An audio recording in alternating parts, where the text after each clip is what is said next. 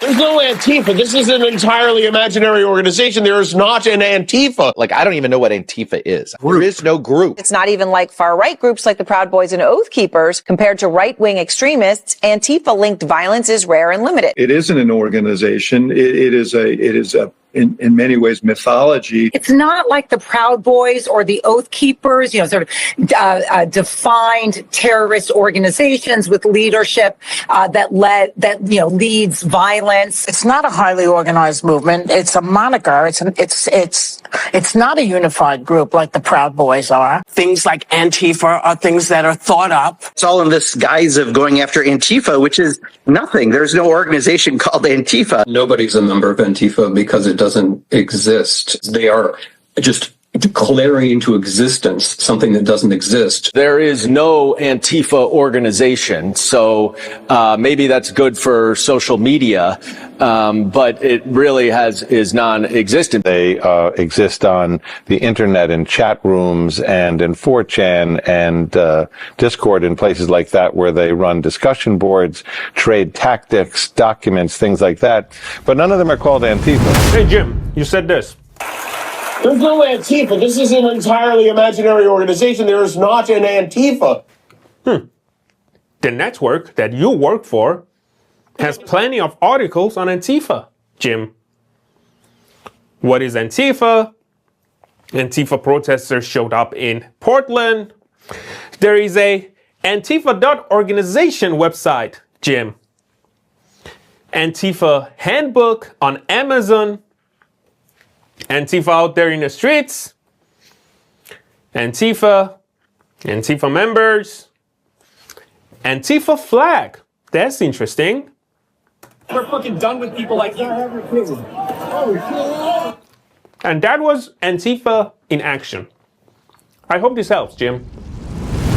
In 2001, they found the perfect enemy, one you couldn't see. And just like that, the Patriot Act shredded your rights in the name of national security. Surveillance became legal, torture became justified, and war became permanent.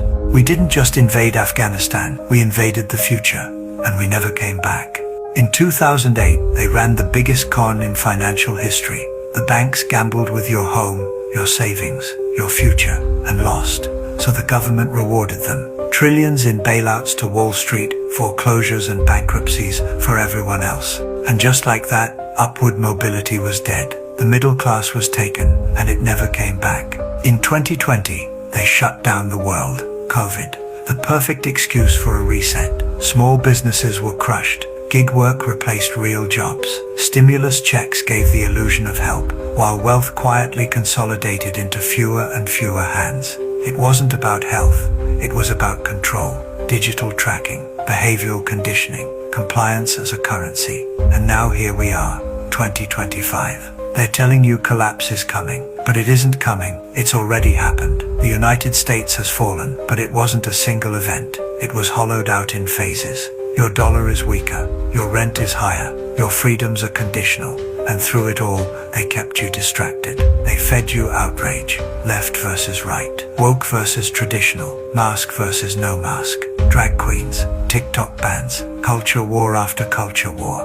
While the real war was on your standard of living. This isn't a system failing. It's a system working exactly as designed. A collapsing empire doesn't look like fire and rubble. It looks like billionaires buying farmland. It looks like corporate news pumping terror into your veins. It looks like rigged choices dressed up as democracy. It looks like vets sleeping on sidewalks. It looks like food lines wrapped around luxury condos. It looks like America. The global elites who believe they have the right to dictate the extreme population adjustment and convince you that this will be the best thing you can even imagine. It would be wonderful, but they have no intention of actually doing this. Gaslighting is a manipulative tactic used by individuals to make someone question their reality. It's a form of psychological abuse that slowly erodes a person's self-confidence and self-esteem, making them doubt their own thoughts, their own feelings and experiences. Gaslighting is a power play, seeking to control and manipulate others for personal gain or control. The term gaslighting originated from a 1944 film where a husband manipulates his wife by dimming the gas lights and then denies that the light has changed. Gaslighters use various tactics to undermine their victim's sense of reality. They may deny something that they said or did, even when there's undeniable evidence. They may also dismiss their victim's emotions, making them feel irrational or overly sensitive. Another common gaslighting tactic is shifting blame onto the victim, making them believe they're the ones at fault for any problems or conflicts. It's what the globalists do constantly, every day. It's essential to recognize the signs of gaslighting and protect yourself from its damaging effects. Trust your instincts and seek support from friends and family.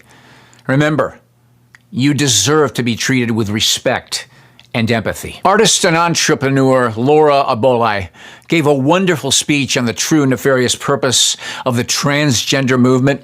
Contrary to claims that it's a grassroots movement based on self-expression, Laura clearly explains how it's actually a top-down globalist initiative to break apart the nuclear family and eradicate humanity as we know it. The final goal is to eradicate humanity as we know it.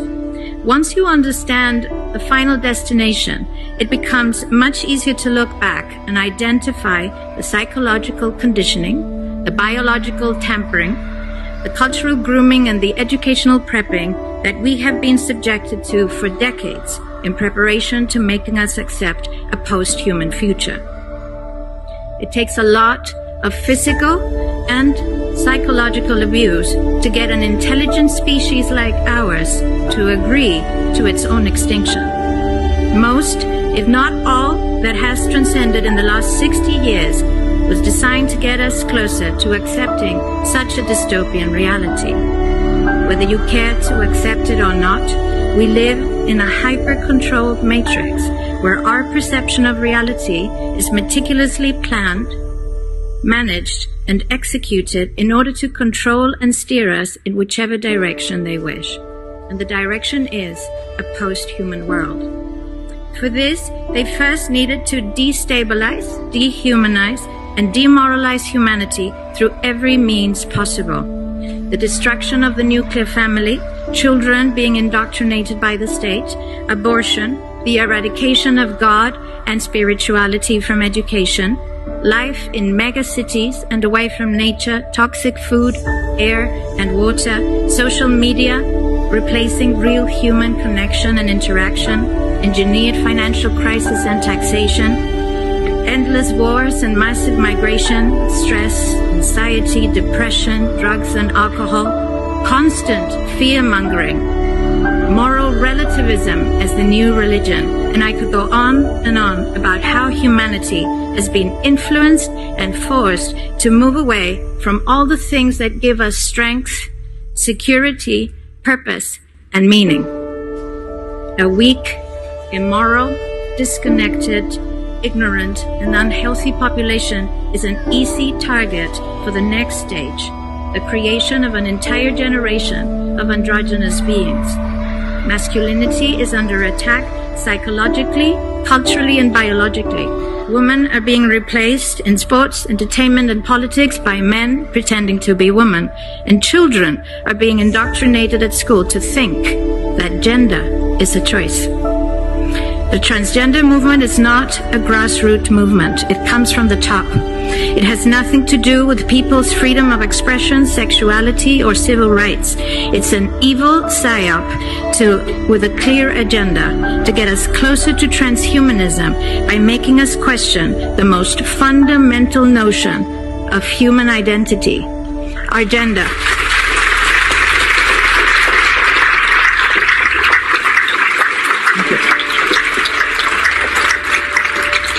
If you don't know who you are, if you already identify as a hybrid between a man and a woman, you will be easily convinced to become a hybrid between human and machine. Gender ideology is the 2 + 2 = 5 from George Orwell's 1984 dystopian novel. It's the final test to see whether we will follow the most absurd party line towards our own extinction. But 2 + 2 = 4. And no matter how you choose to dress, call yourself, or change your physique, will not change that. The sad reality, though, is that in the gaslighting process to get us closer to a post-human future, they have mentally and physically harmed an increasing number of children and young people, and it's only getting worse. This must be stopped. She says most, if not all, that has transcended over the past 60 years was designed to get us closer to accepting such a dystopian reality. Whether you care to accept it or not, we live in a hyper-controlled matrix where our perception of reality is meticulously planned, managed, and executed in order to control and steer us in whichever direction they wish. Thanks for watching this video on gaslighting. If you found it helpful, please pass it on to your friends and family. And don't forget to subscribe to our channel for more informative content. Hi, Steve here. I just wanted to take a minute here to say thank you so much to all of our supporters. I can't even tell you what it means to me. Your support, financially, even the small gifts that we get, are so much appreciated. I appreciate all of you so very much, and I thank God for you. I also want to let you know we pray for you, and I want to let you also know that all of you are so very important to us. So I just want to say thank you to all of our supporters. You're such a blessing to us, and I pray that we're a blessing to you. Thank you so much for supporting. Think about it.